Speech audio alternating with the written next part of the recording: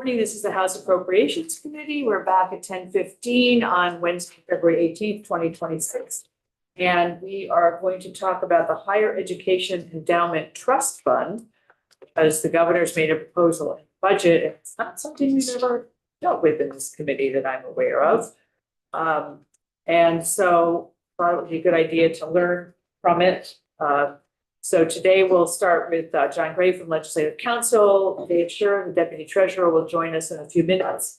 And then tomorrow we've asked Adam to come in to understand the administration's interest in this. So we're trying to get a well-rounded perspective. So welcome, John, if you want to introduce yourself. Good. Good morning, everyone. John Gray, Office of Legislative Council. Happy to be back here. I haven't been here in a little bit, so nice to be back in this room. I think the simplest way is just for me to do an overview of the statute, so you guys know what we're talking about, and then you can hear from the Treasurer's Office as to the actual mechanics. We have something from you? Or I'm going to share screen just the actual statute on the website, so nothing that you need to. Okay, and then we can just post that on our committee page. Okay. So I'm just going to walk through this section. It's quite simple, as you can imagine, but given the amount of focus on this, I'll just give like a quick overview of what you're going to see in the sections. Like I said, it's going to make sense as we walk through it, but just overview, you're going to have an account of the composition of the Vermont Higher Education Endowment Trust Fund. You're going to have authority for the treasurer to invest those monies. That's kind of like a trust-like attribute. You can think of it as while we don't use these terms in this space, kind of like a trustee managing property on behalf of particular beneficiaries. Subsection C will be kind of the heart of this, which is about a mandatory 5% allocation of assets within the fund for the purposes of non-loan financial aid.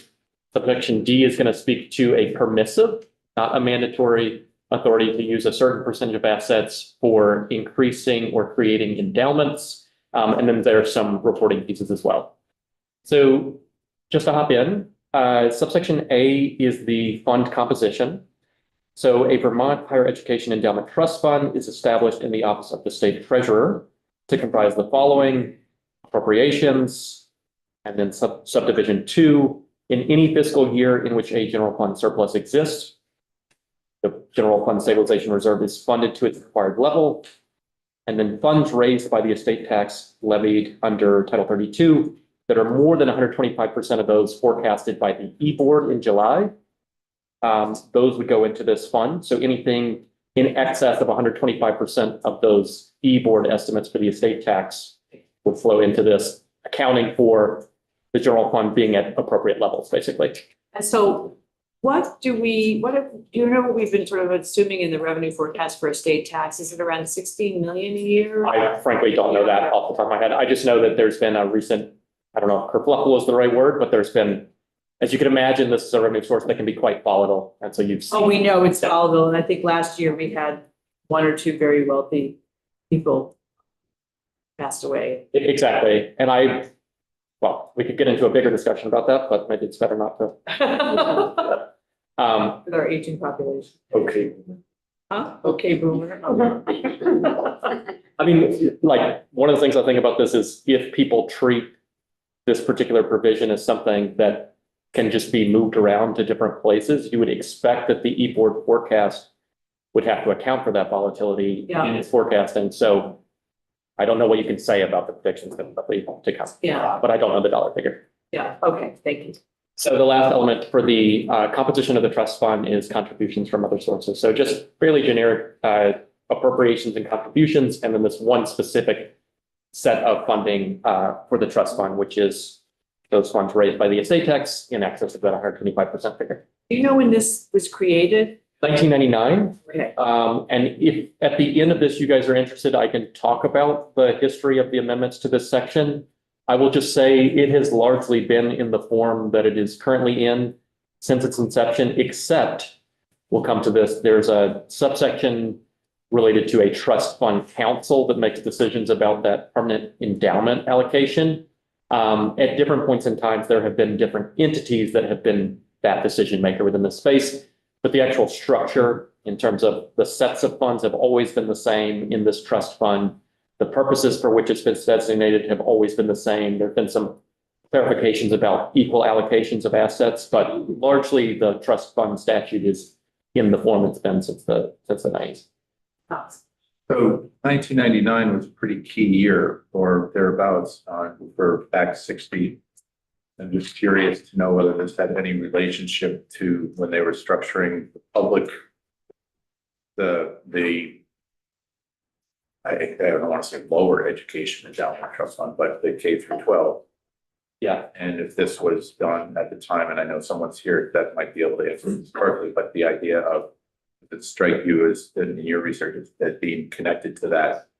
So that I don't know, but the piece that I maybe can offer that's helpful is I had mentioned that it's not always been the council, which we'll come to, who has been that decision maker in terms of allocating the pieces for permanent endowments. One of the entities at one point that was that decision maker was a pre-K through 16 council that was created. So it's interesting. There have been a higher education piece that was a decision maker. At one point, there was a pre-K through 16 council that was the piece. So there have been different folks looking at this, but I think you're right to identify that there was lots of thoughts about reforms within the education space around this time. And you can see that in the initial creation of the act, the initial decision maker in the space, which was a commission, was stood up in that act as well. So it wasn't a pre-existing body. It was something that accompanied the creation of the trust fund. Okay, let's continue. So subsection A is your sets of funds. Subsection B, very straightforward. The state treasurer may invest the monies in the fund. So you can think of that as managing the property. Subsection C, I think this is the core of the section. I'll call it the core. Of course, the political call what you think of as the heart of this, but this is your mandatory allocation for non-loan financial aid. So in August of each fiscal year, beginning in 2000, the state treasurer shall withdraw and divide an amount equal to 5% of the assets equally among the University of Vermont, the Vermont State Colleges, and the Vermont Student Assistance Corporation. I'll come back to the 5% of assets because you're going to see that this is actually capped or it's subject to a constraint. It may not always be 5%. So allocate 5% of those assets among these three entities. Then we have a technical definition for what assets means. Because you're dealing with invested funds, you need to capture an actual value right. So this is just the technical definition that's used. Assets means the average of the fund's market values at the end of each quarter for the most recent 12 quarters or all quarters of operation. We don't really need that call out anymore. So whichever is But the rolling 12 months. the rolling 12-month or all quarters, whichever is less. So the lower asset value based on full life versus that rolling 3 years. Have a quick. Just a quick question. I'm assuming that CCV is not included since they're not named, or they fall under Vermont State Colleges? That I don't know, but I can look in a. Part of You know, Vermont State. I would They're suspect, private state colleges. yeah, I would suspect they're under the Vermont State College. By 1999, they were part of the Vermont State Yeah. College. I should talk to Scott Giles about. Okay, All all right. Yeah, bro. Just wanted to make sure. Glad that others have the answer. So 5% divided among these three entities equally, definition of assets, and then here's the constraint on that 5%. Therefore, up to 5% of the fund assets are hereby annually allocated pursuant to this section, provided that the amount allocated shall not exceed an amount that would bring the fund balance below the initial funding made in fiscal year 2000, plus any additional contributions to the principal. So there is a constraint. It's not meant to bring you below all the contributions to principal, including the initial contribution in FY 2000. You can think of it as just taking funds above. You're never dipping below, right? And when the treasurer's office comes, they can probably tell us what those numbers are. I'm looking at the little chart, so it's perfect. Okay, thank you. And then here's the purposes for which that 5% is dealt with. The University of Vermont and the Vermont State Colleges shall use the funds to provide non-loan financial aid for Vermont students attending their institutions. And the Vermont Students Assistance Corporation shall use the funds to provide non-loan financial aid for Vermont students attending a Vermont post-secondary institution. So same purposes for each, but you need the more generic call out Vermont Student Assistance Corporation. So we translate that to mean scholarships. Yes. Grants and the like. Yep. So that's your subsection C. Again, that is a mandatory, and as you can see, it's the state treasurer withdrawing and dividing that amount. There's no other entity making that determination, at least within statute. Subsection D is differently structured. I mentioned before, subsection C is August. That's an August determination, and you can see that the timeline for this is the first quarter of each fiscal year. Just to call out, that would be your July, August, September, so it's around the same time.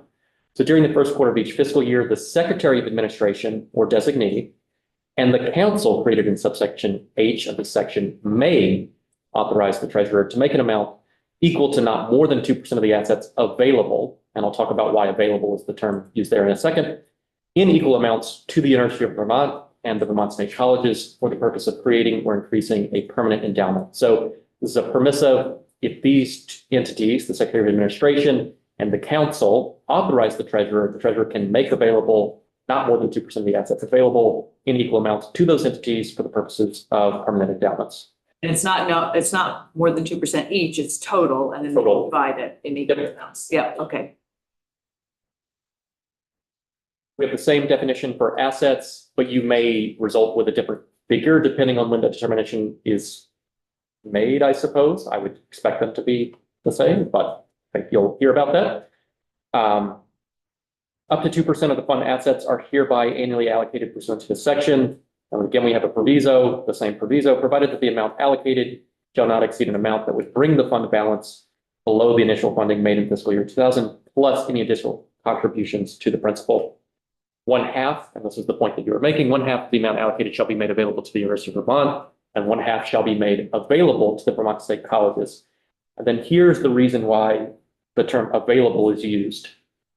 The final line of this subdivision 2, the University of Vermont and the Vermont State Colleges may withdraw funds upon certification by the withdrawing institution to the Commissioner of Finance and Management that it has received private donations that are double the amount it plans to withdraw. So you need a 2-to-1 match. If you have that, you can then withdraw This funds. is for creating an endowment or increasing an endowment. It's Exactly. different than the scholarship. Exactly. If you Exactly. want $1 million to increase your endowment, you better have fundraised for 2 million. Exactly. Okay. Okay, that makes sense.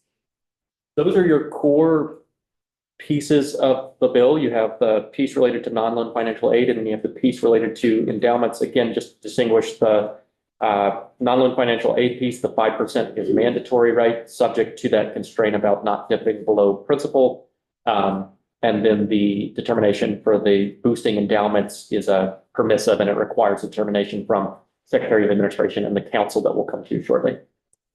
When you're talking about 12 quarters, you're not talking about 12 months, you're talking about quarters. Like, Quarters. go back to the 3 years. 4, yeah, 3 years. Exactly. Subsection E is a financial report. So annually on or before September 30th, which would be the end of that first quarter of your fiscal year, right? So annually on or before September 30th, treasurer shall render a financial report on the receipts, disbursements, and earnings of the fund for the preceding fiscal year. And that goes to the decision makers for authorizing that permanent endowment piece, right? It goes to the Secretary of Administration and the council. That's a financial report to those decision makers. And as you can imagine, that would help inform how to approach the 2% piece. Subsection F, technical piece, all balances in the fund at the end of any fiscal year shall be carried forward and used only for the purposes set forth in this section. Earnings that are not withdrawn shall remain in the fund.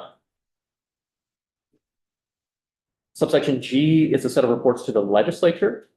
So I'm just going to call them the beneficiaries. It's not the term used in the statute, but you can think of them as beneficiaries like the University of Vermont, the Vermont State Colleges, and the Vermont Student Assistance Corporation shall review expenditures made from the fund and evaluate the impact of the expenditures on higher education in Vermont. Report this information to the House and Senate Committees on Education each year in January. So we have a financial report that goes to the decision makers for that 2% piece, and then you have an impact report that comes from the beneficiaries. I'm just going to keep calling them that, but it's just colloquially, and that comes to the legislature. The last piece is the non-Secretary of Administration decision maker for that 2% piece. This is the Vermont Higher Education Endowment Trust Fund Council. This is subsection H. There's created this council to perform the duties set forth in subsections D and E. The council shall be attached to the office of treasurer for administration purposes and shall be composed of the following members: the president of the University of Vermont, the chancellor of the Vermont State Colleges, the president of the Vermont Student Assistance Corporation, president of the Association of Vermont Independent Colleges, a representative from the business and industry community selected by the Vermont Business Roundtable, member of the House of Representatives, and a member of the Senate. Do we, We know It's who not those it. folks are. and Lynn, is it still a chancellor that you have at Vermont? Yes, State Colleges? I love a chancellor. That's correct. That's the. Do we know who the House and Senate reps are to this? I guess that the assistant treasurer might have that information when he comes up. I do not. You want to ask? Know that that's a question. We'll find out. I haven't heard about anybody being on this. Is anybody else? I would have thought Flynn, but that's just. Hey, no, I think that we've had a series of high-income people over the years that have died. And just, maybe 3 or 4 of them over the past 20 years, and they have resulted in large endowments, state tax for the state that has gone into it. And, but normally, I don't think there's all that much of a revenue source. It's just normal people that are not Right. wealthy or anything, and that goes in as part of the estate tax to the state. But when you have a large amount of money go in, Yeah, it changes things. Changes That's why I have the dynamics. assistant treasurer here to talk to us. so I don't know that most of us would pay attention to it if it weren't for the fact. that- We have never had to pay attention to this. And when I was on Ways and Means, we didn't talk about it other than, oh yeah, it's that thing where we do that thing, that's about it, right? I mean, you didn't talk about it probably last. I remember when I was first here, we did do, I think it was the pre-K to 16 council that was done, that was Yeah, on the floor of the House was an amendment to it. I'm not sure where it may have come and gone, But I remember it being discussed because that was one of the times when there was sizable interest in the money. right, And then shortly after that, it just disappeared. And yeah. I don't know who the representatives are. I'd like to know who the business reps So are. we're gonna have the assistant treasurer up and I bet you'll be able to answer a bunch of our questions. I have Wayne and then Tom. So there's restrictions on use of 5%. You have to be for grants and scholarships. No restrictions on how the endowment fund money is spent. It's commingled with other money and there's no restrictions there. Yeah, the restriction is on the funds being used to increase the endowment, but it doesn't speak to what the endowment itself would be used to.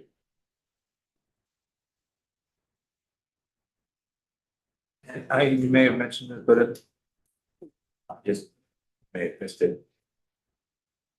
It's the 5% is split equally between the systems.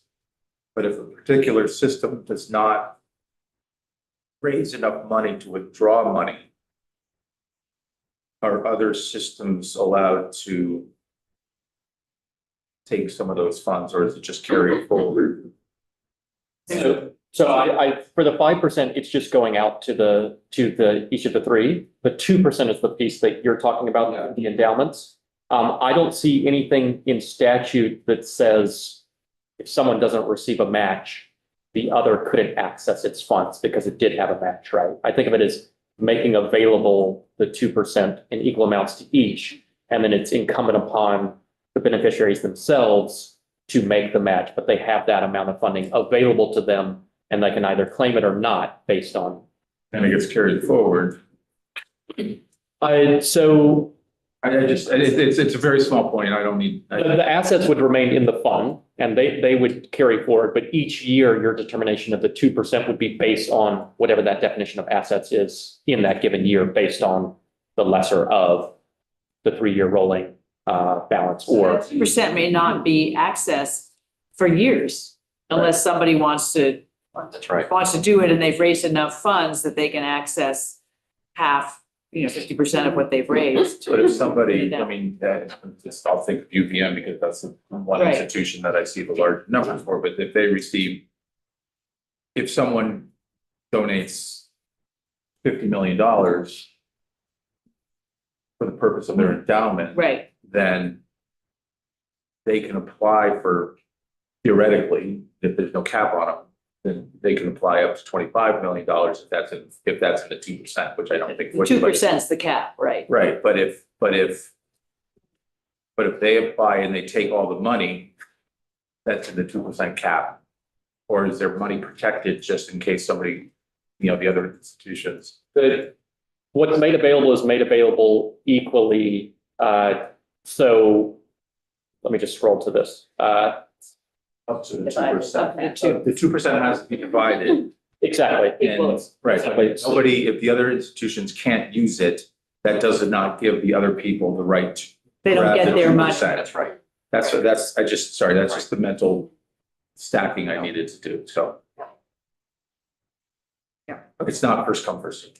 So the Right. question, the question will be, every time it's available, are they taking the portion that So I think it's time to get the assistant treasurer up to the table, if he's ready. And John, you can sit there or stay or go, whatever you'd like to do. Over here and Okay. cover the answers that I don't know. Okay.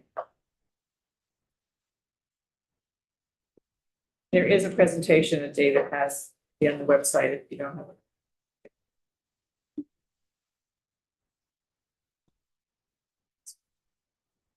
Good morning, Madam Chair. Good morning, committee. Thank you for having me. Dave, for the record, David Scher, Deputy Treasurer. So Dave, before you get started, I don't think you've actually been into our committee room.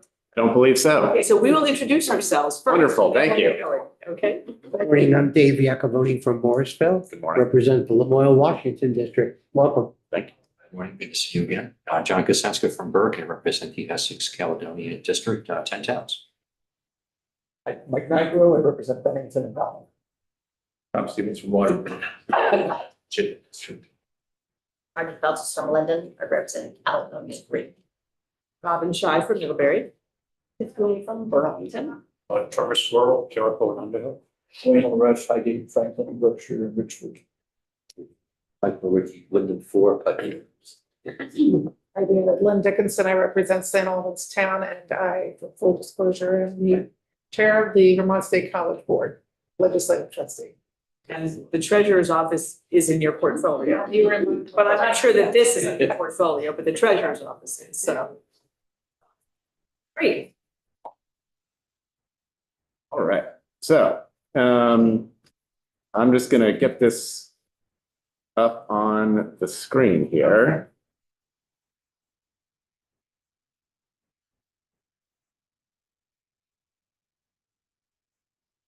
And apologies if this takes me a second.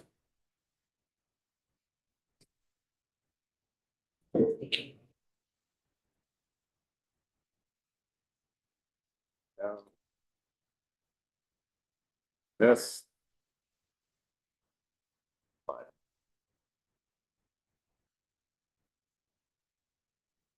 Yeah, there we go. So as I understand, the committee is interested in learning a little bit more about the current status of the Higher Ed Trust Fund. You obviously heard from the legislative council about how it operates, so I will not dwell too much on that part of it. And I understand the committee was also interested in learning a little bit about a proposal that the treasurer's office has with respect to using some of a funding pathway that currently goes into Higher Ed Trust Fund to also support the VT Saves program. But if that is not, if you would Well, like it's to also, talk that. the governor has recommended taking $15 million out for a gym or something, I can't remember, EVM. So, Bank conventions. so anyway, we're gonna hear more from Adam about that, but what we want to hear is how it works and balances and what you've done over the years, and if you have any opinion on this request, because I believe it's also gonna require a statutory change. So, Yes, I would certainly, yes, it would. okay, As the legislative council mentioned, this fund has been in existence since 1999, and it has been largely unchanged in its structure since then. The summary, have here a summary of the contributions to the fund. There was an initial appropriation of $6 million. I think that actually would have come through in FY 2000. right. And then there was one additional appropriation of $1 million a couple years later. That was the initial seeding of the fund. There is the occasional windfall from the estate tax. In a minute, I'll show you a graph that demonstrates that income from the estate tax. I would describe it as occasional and uncertain, but it is significant when it happens. Yes. There is also an annual transfer from unclaimed property, which lives within the treasurer's office. That same chart that I'll show you in a minute shows that transfer is quite small compared to the body of the fund and the amount that comes in from the estate tax. And of course, you have the interest from the fund's investments. The fund is managed within the treasurer's office as part of a larger fund called the Trust Investment Account that manages a number of different funds. And it is used as a vehicle to invest and to gain returns. And as Legislative Council mentioned, it is those returns that allow for these distributions to be made. No distributions can be made from the principal, and the principal is made up of these bullet points that you see here. And the total amount of the fund balance at the end of FY25 was 65.7 million. Do we know how much of that is considered principal? I believe it was just about 60 million at the end of FY25. I can get you that exact number. Okay, that's And close enough. So about 69 is principal, which by statute can't be touched. that's right. There was certainly 25 million, Tom. Okay. Yeah, there was enough to distribute the, and I will also note, I sent to the committee assistant, Autumn, the treasurer's annual report on this fund, and that does have that number in it. Okay, So you can find it there as well. I was looking at, so principal, so not the original principal, not the 7 million, but but additional, if in the part that John talked to us about in section 2, D2, it says, provided the amount allocation shall not exceed an amount that would bring the fund balance below the initial funding made in fiscal year 2000, that's the 6 million, plus any additional contributions to the principal. And, so any of the money flowing in there except for interest is considered principal. that's correct. So you figure there's about 60 million that's principal. In that neighborhood, I know that the amount that was interest at the end of the last accounting was enough to do the full distribution. I don't remember the exact number that it was, but I believe it was around 60 million. So summary of the distributions follows, as we just heard from Legislative Council, the fund provides non-loan financial aid to Vermont students at the 3 institutions or flowing through VSAC. As we also mentioned, the annual distribution is dependent on the investments and gains and losses. If there are no, if you were to imagine a year, and this has happened, where there were significant losses to the fund, there would be no distribution.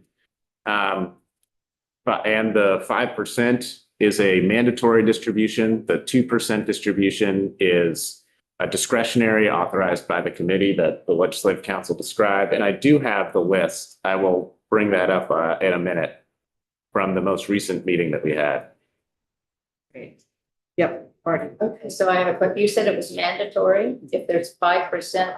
If you have an interest amount for the year, you must take 5% of that and distribute it. Yes, the language in subsection C is that the state treasurer shall withdraw and divide an amount equal to 5%.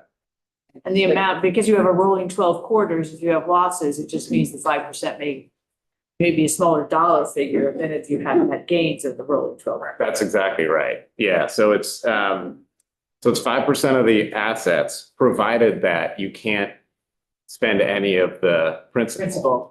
So if you had significant losses, and this did happen right after the pandemic, I'll show you a chart in a minute. I believe it was 22. You can see there's no lines up at all because no distributions were made. So this is a graph. Bunchy. Well, so let me take a step back. Oh, I see, So this is, 2022. yeah. So this is a graph that shows the 5% distributions and the 2% distributions. The 5% ones are obviously the taller lines. The light blue taller lines, the 2% are the dark blue shorter lines. You can see for the first about 12 years of the fund, both were being made every year. Throughout the teens, the 2% was mostly not being made. Really, for most of the last 12, 13 years, the 2% has not been made. I I can't tell you all the reasons behind it. I did talk to our predecessor treasurer to learn a little bit more about that, and she said that generally that was because it was either because the returns were too tight to allow for that distribution, or for reasons of fiscal prudence, they thought it was best not to do that. So it was one or the other throughout most of those years. Obviously, in 20 and 21, you saw distribution, and in 25, you saw that distribution. And the one year where there was no distribution was 2022, and that was related to pandemic losses, as I understand it. Okay. And so do you know, you don't have the institutional memory, but do you get any intel on why in 2013 it jumped up so much? Was that another one of those estate tax things? No, because that would be a rolling 12 quarters. It is a rolling 12 quarters, so as a large income chunk comes in, that will have an impact. I'm not exactly sure of why there was a spike, but let's take a look at, so this is, we'll get to a chart in a minute. Let me actually skip ahead to that chart, because that may give you something. So you can see in what appears to be, I'd say that looks like 2011, there was a significant estate tax contribution. Right. And my guess is that that impacted, starting in 2013, that started impacting that trailing 12 quarters. If we go back to 2025, there was a 2% distribution. It wasn't a lot. It was 750,000 or something like that. So that was in a doubt. Do you know any more about that? Was it used by both college systems, and how much did they get? Or My understanding is that yes, it was used by both college systems. We have here the numbers. okay, So the 5% ended up with a 621,500 distribution for scholarships, and then the 2% for UVM and VSC was approved, and that was 327,250 for each. And that means that they were able to demonstrate to the committee that they had done that. they each raised like To one match. 660 or something like that. Exactly, yeah. And so, yeah, That was a lot of scholarship money, 621,000. that's right. It funded 675 scholarships for Vermonters and averaged $1,400 per scholarship. So there was a significant outlay. Yeah, and a lot of first gen students. That's exactly right. Yeah, so it's a significant impact. Right? So just looking at it, so if you had $6 million in interest, and obviously 10%, 600,000, or 300,000 for the 5% whole portion of that. And then it looks like in those years, back in the, you probably had really low interest rates. You weren't really accumulating much, so you can only spend a portion of that, or not very much. So I'm just looking at that system, and wondering whether or not that's a real good way to provide benefit through time. You potentially, you could grow in a big endowment that may not be used if the interest rates aren't producing anything. Just curious about whether are we saving money for the unborn children, or are we educating the people we need to now?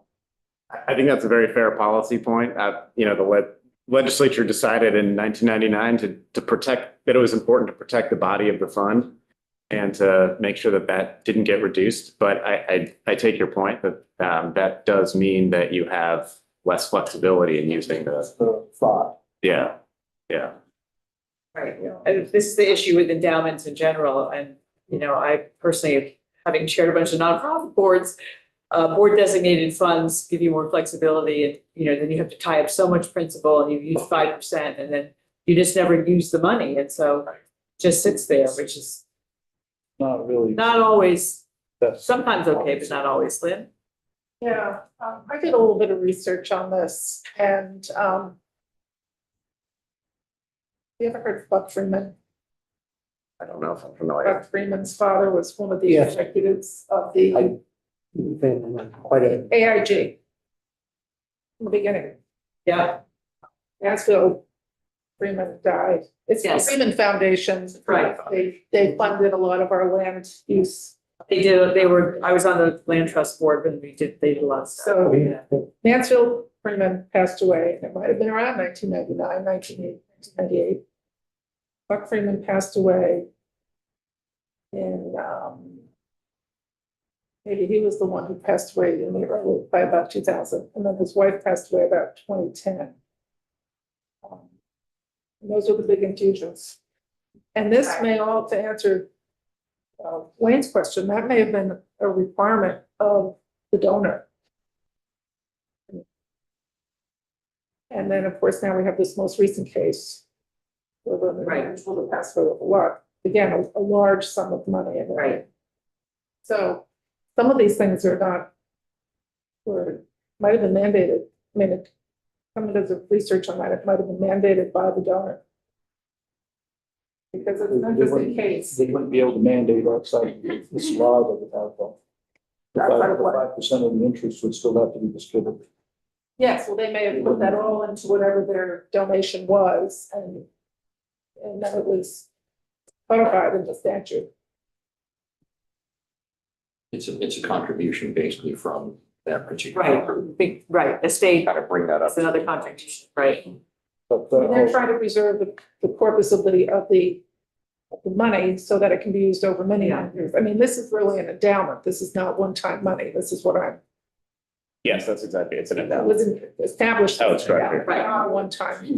Exactly. So maybe someone decided not to draw the money in those years. The Not universities, this much money. they could have decided not to draw them, but in terms of the statute that says this 5% shall be drawn at a certain period of time.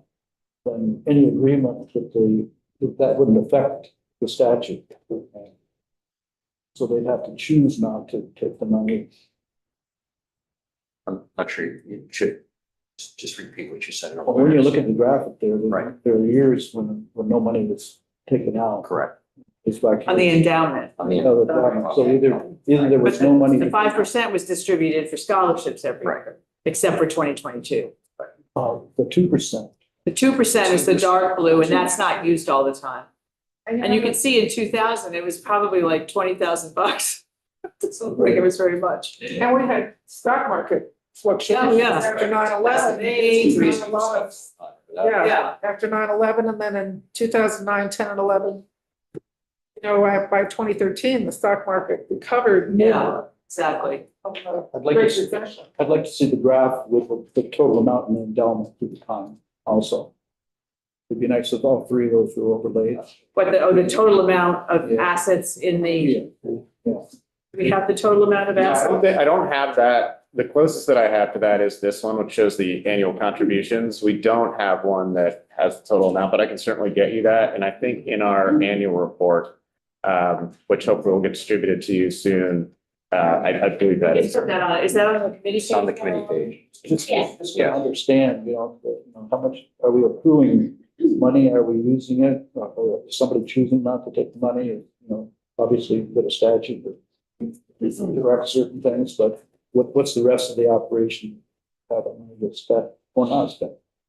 I mean, there is an annual distribution per year based on that 5% portion of things here that the entities receive. So they get that, and that's in the certainly treasurer's. That's I think it's report 5% from of total October. assets.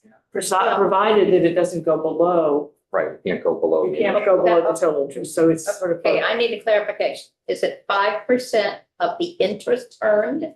No, it's 5% of the total assets, provided that the distribution can't touch the principal.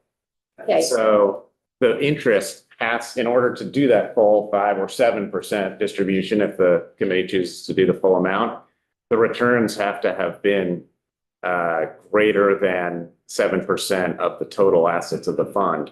Or you have to, the year has to end with greater than 7% or greater of the total assets of the fund in order to do that 7% distribution. I'm just confused by the comment here that the annual distribution is dependent upon the investment gains and losses from the prior fiscal year. I thought we were dependent only upon the interest that was earned the previous year, and you take 5% of that. No, so you're taking 5% of the total assets. That's the distribution. Except that You can't. you can't if those returns don't end up being equivalent to 5% of the total assets. Over 3 years. Right. And yes, the assets are the assets measured as the trailing. The whole, right, and that's why it's 12-month rolling quarters too, so you don't have this kind of thing going on. Yeah, so that, I'm looking at the annual report and it kind of has it for 24, but going into 25, but we don't have like a little bar chart of what the principal is at the end of each fiscal. Gotcha, we can get you That that. probably would be easy for you to get. Easy, and you can sort of extrapolate from looking at this. Yeah, but we like to see the. But I understand that it would be easier. Numbers nerds, so that would be very helpful. Thank you. Thank you, John. Thank you. Okay. So where are we? So I can also add about, there's one other source that goes into the higher ed trust fund, which is a transfer from the unclaimed property division, which sits in the treasurer's office. As I mentioned at the beginning, this is really quite small compared to the income that comes in from the estate tax. But just to explain it so you're aware of what is happening here. Around, I think it was 0809, there was a piece added. As I understand it, this actually wasn't from the very beginning, but this transfer got added about 8 or 9 years in. And all of the unclaimed property that is more than 10 years old and is worth less than $100 gets transferred into the higher ed trust funds. So every year these accounts age from year 9 to year 10. And that year's worth of accounts that is worth less than $100 gets swept in to the higher ed trust fund. I will skip to this chart, which shows on the right-hand side, you can see the last 5 years of those transfers. They're not nothing, but they're not a huge number compared to the estate tax. The largest ever transfer was in FY25, and that was $147,000. You can see that at the very bottom of that chart on the right. So there were a lot that hit that 10-year mark that were under $100 that nobody had claimed. That's right, yeah. And you can see then the trailing 5 years behind that, 134, 103, 109, 128. So there is a chunk that comes in. And as a matter of scale, you can see on that chart, those contributions are being recorded on the scale of annual contributions, but you can see that they're barely visible at the bottom of that x-axis there. So you can hardly see them, but they are there. So that is another source of income to the higher ed trust fund. By percentage, it's quite small, but it does exist and is ongoing. Okay. And that's so that is a summary of the higher ed trust fund as it currently stands and the sources of income and the distributions. I'm happy to answer other questions or any further questions about that. I think we're clear on that. And then you have a proposal. That's right. If you all have taken a position on the administration's request for the 15 million, we'd like to hear about that too. Sure. So let me start with the second one. And the treasurer's position on that is that any proposal to change the way the higher ed trust fund works needs to have the agreement of all 3 beneficiaries to the higher ed trust. And that's his view. I know there've been ongoing discussions about this, and he would be amenable to something that has the agreement of all the beneficiaries. Okay. And at this point, I don't believe that is the case. Has That's there my been an official understanding. vote or anything? So the higher ed trust fund council hasn't met to discuss this or anything? Not that no, they have not. Okay. So that, as I understand it, discussions are ongoing, but I don't believe that Okay. has been arrived, an agreement has been arrived at. Just to help clarify, because we're in a little code room here, and so don't always get the details of what else is going on. So if we take $15 million from the 65 million that exists, we're taking it out in 1 lump sum. Is that the proposal? As I understand it, that's the So proposal. that will reduce any kind of future 5%, 2% things to each of these schools. So there's no agreement that says UVM receives this money, which is not in the way it's presently structured. It's not intended for capital projects, essentially. So there's no agreement yet as to whether they would forego their access to this until they pay back the $15 million. Not that I'm aware of. Yeah, and that's, I even want to ask that again tomorrow when Adam comes in to talk about the administration. proposal. Yeah, it's a fairness issue. I mean. Yeah, well, you also are reducing the principal by $15 million, which means that the interest available is going to be less, and it's going to be less in scholarships over time because the 5% of the assets is the 5% of fewer assets. Right. Go from 65 to 50 roughly right now. So that the schools would get less money to do for scholarships for Vermont. Not even relying solely on, I mean, I know there's investments, but even relying solely on the interest gains that in and of themselves, you're gonna gain less interest on Right. 50 than you are on 65 or 70. That's So right. It's just. Which again gets us back to less money for students. Right, and if the purpose again is a capital project, without judging what the capital project is for, Right. you know, it's one of those things where those of us who didn't go to UVM, who don't have a major interest in what's going on campus like this, where's the donor? Who would, you know, there's this Right. like, why is it the state's fund? Right. So that's So a that philosophical will be the question, more of right? the conversation I think we'll have with Adam tomorrow. Part of this too, so just correct me if I don't accurately understand this here, but in the statute right here, certification by withdrawing whatever amount here needs to be doubled the amount of plans to withdraw, so they can use that money to leverage private donations. I would assume that That was kind of my understanding. guessing what that that- UVM's been looking at here to see what might be possible. Yeah, I mean, so the 2-to-1 requirement Yeah. does require that these institutions Right. do independent fundraising. I don't know for sure how they speak about this opportunity to potential donors, but my guess is that they probably do use They've that been as, talking about donors to help. as a leverage point. Yes, Yeah. leverage. Yeah. Perhaps, but I'm not sure what those conversations are like today here for sure. Right, I couldn't represent. The other question I have here too is, we don't know the makeup of the council, the whole.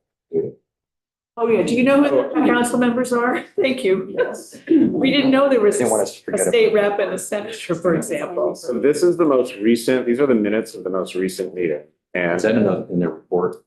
this is not in the report, actually. These are but this is posted on our website. We have a page dedicated to the Higher Ed Trust Fund, and we have the agendas and minutes. This is the most recent set of minutes, Could you send that to us? and I can certainly send it to you. Just so it's a little more convenient, I'm sure. Yeah, this isn't the most visible. I try to make it. Oh, I see. So we have something from Ways and Means. Scott Jones. Okay, Bridget and then Andy Birchlick are the two. And then Kimberly Jessup is a former Appropriations Committee member.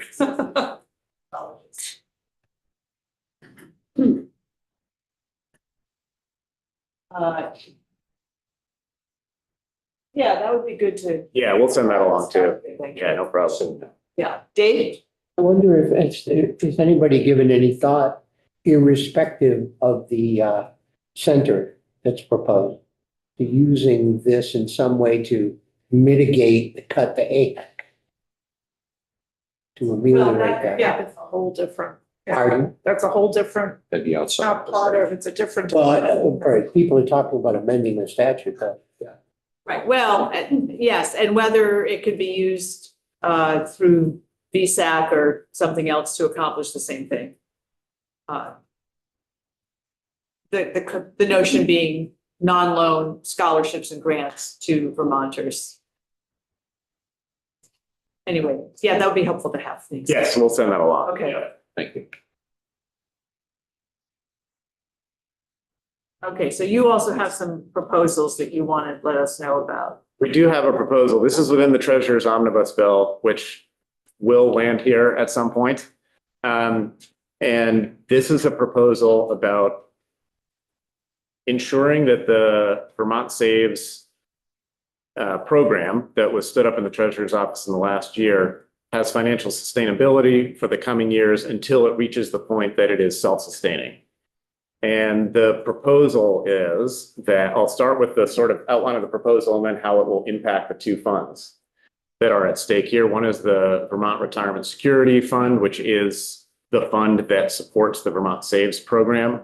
And as a reminder, the Vermont Saves program offers a retirement funding opportunity for entities, businesses that do not otherwise provide a retirement savings opportunity in Vermont. That fund has been operational for just over 1 year now. Starting from zero, the fund the BT Saves program has about 5,500 individuals enrolled. And going from zero assets under management is now at more than $5 million in assets under management. So we've seen rapid growth initially, and there is quite a lot of room for that growth to continue based on our estimations of how many individuals and businesses are eligible. And it is the case that it is not yet financially self-sustaining.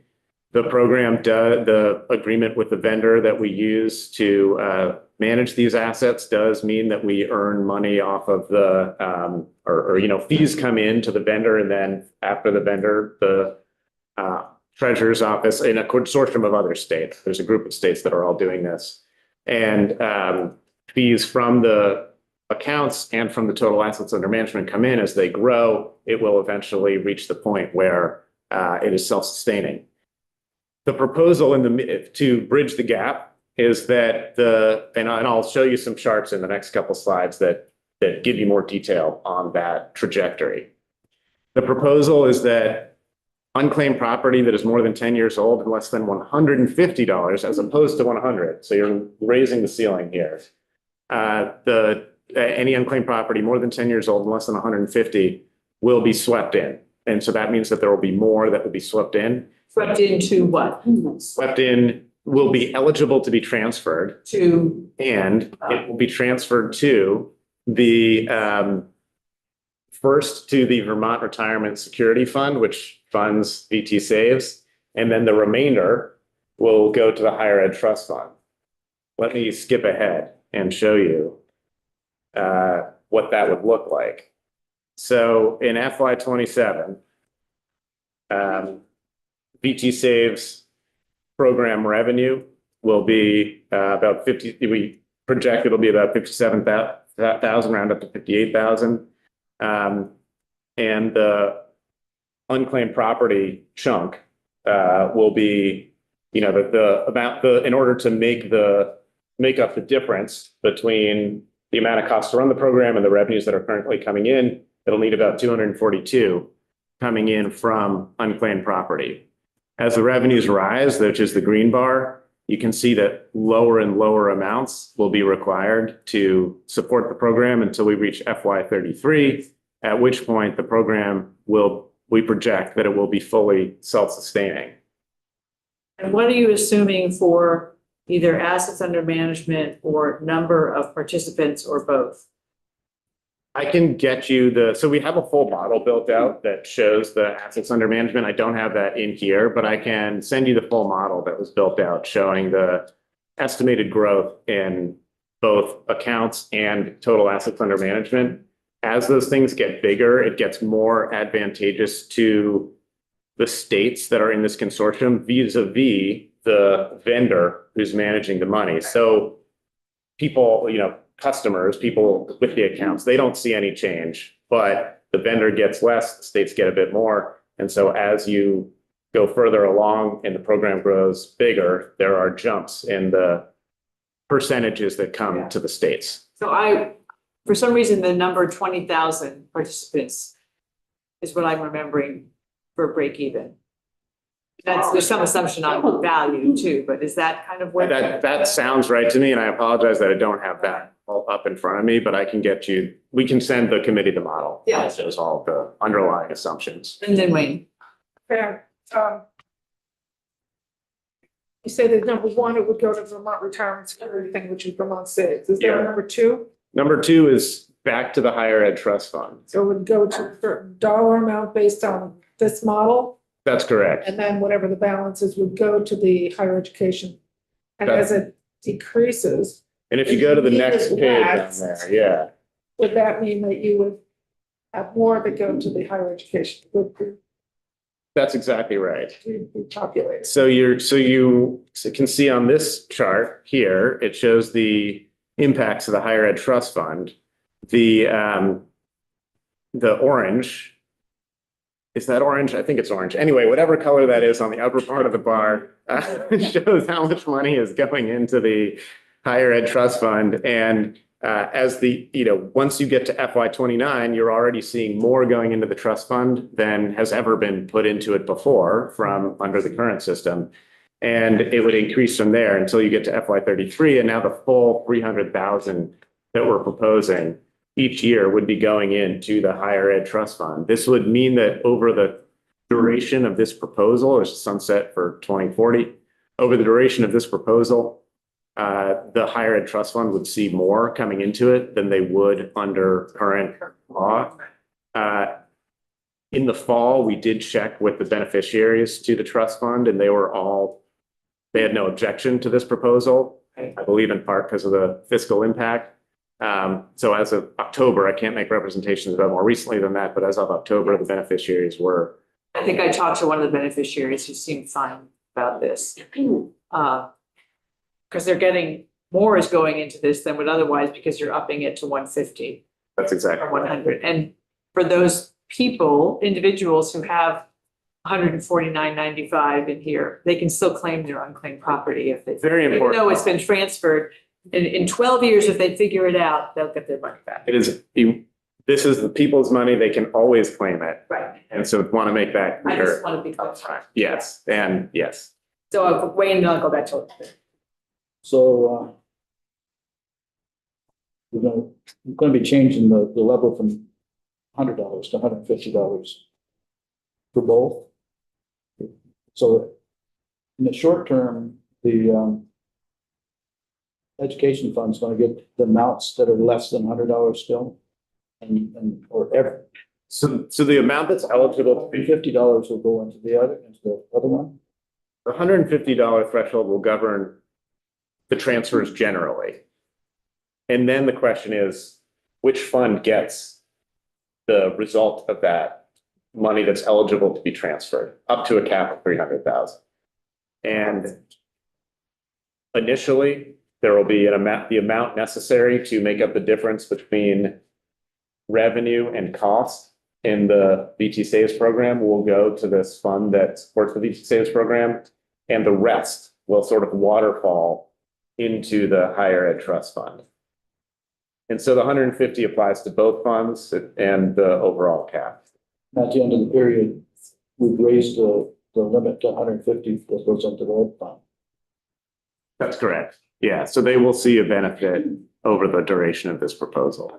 See, I would look at how much money accrues at the $100 level, how much is, $100 to $150 level, looking at the two section. That's a great point. And the graph on the right-hand side does show the trailing 5 years. Here you can see the difference between if the threshold had been 150 versus 100. And it's a significant difference. It is. It's quite a bit more that becomes eligible. It goes faster in that 100 to 150 category because the numbers are bigger. There'd be a lot of pennies down in there.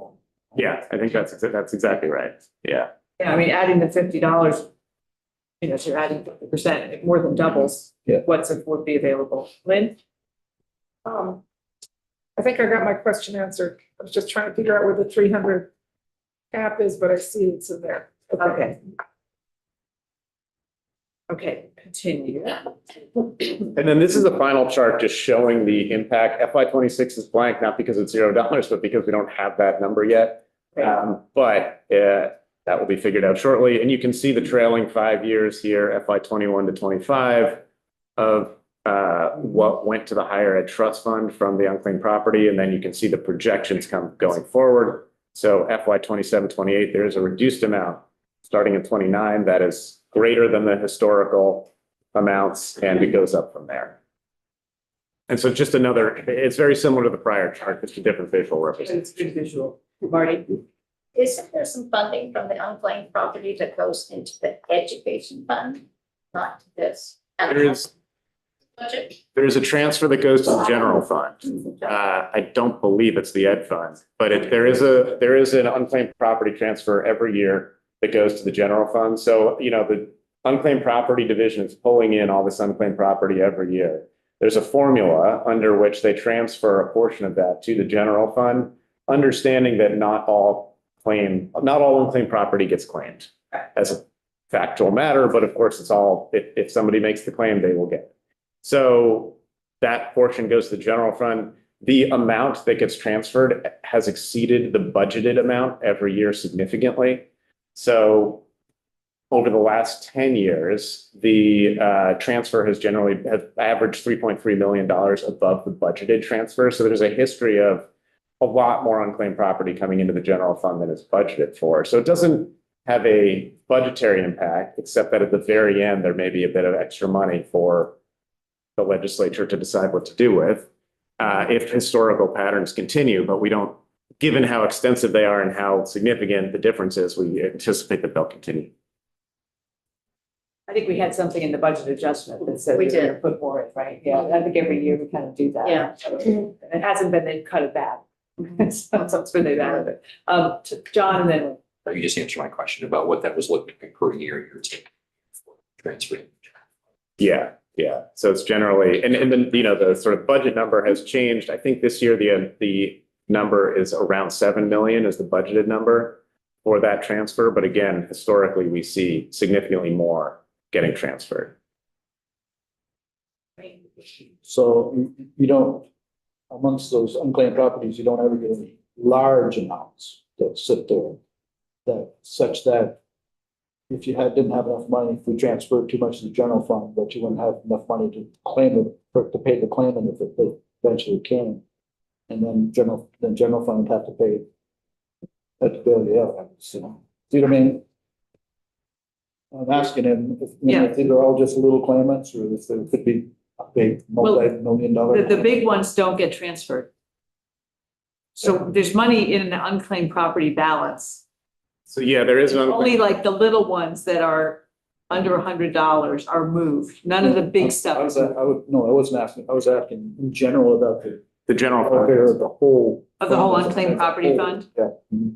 So, we do hold, not everything gets transferred to the general fund. There is a chunk I think it's 55% that is held by the unclaimed property general fund every year. So that does mean that there is money available. It is theoretically possible that many huge claims could all be made at once and it would run through that general fund. And then, yes, the legislature would have to make an appropriation to cover that. You should know whether or not there were any of those stuck in there that are enough big ones that could be a problem. You should be able to look at that risk easily, right? So I will check with the unclaimed property director, Al Pearl. I would be surprised if there was a singular claim that would be large enough that it would run through, that it could possibly run through what's in the fund that's held by the treasurer. Sounds reasonable to believe they have a nice district. I will check. Well, and so for a while, I was getting that if you ask the treasurer's office nicely, you can get a list of all the unclaimed property things, I think, in your zip code or your area. And I used to bring them to the annual meeting or leave it at the library and then put on Front Porch Forum if you're interested in seeing. So I would look through it, and there weren't $1 million claims on there. They were $17.50. I think you may have $150 in mind, but You can check it on the list. I gotta. Yeah. Okay, is there more that you, That was everything that I that's had. everything you wanted to tell us? So, do you have draft language for this? Yeah, so this is in the treasurer's omnibus that's passed through the House Government Operations Okay. Committee already. House So Ways we'll and see Means it is looking at it, I think, right now or 20 minutes ago, somewhere around there. So Okay. they have either passed it or will soon, Okay. hopefully. And then I think the next stop is this committee. And so we can go over it again and Yeah. if you need. Okay. Yeah. That sounds good. Yeah, I'm not seeing any more questions from everybody. And I will share the model, sorry. Yeah, you'll share the model, yeah, and then what the principle was at the end of the last, We'll whatever. get that. That would be great. So this has been very educational. Every time we think we know a lot, we find out how much we don't still know. So it's great. Thanks very much for coming in. Thank you very much. Committee, we are back at 1 with the Vermont Housing Conservation Board. Some of us have meetings various times, but you could be back here at 1. Oh, I will tell you that on the floor, there will be a roll call request for the vote as far as I know. So we may have to flex about what happens. On VAA though. The There's floor one started at 3:30. The floor Bill? starts at 3:30. Yeah. So we'll take a look at the agenda. They need Okay. our testimony.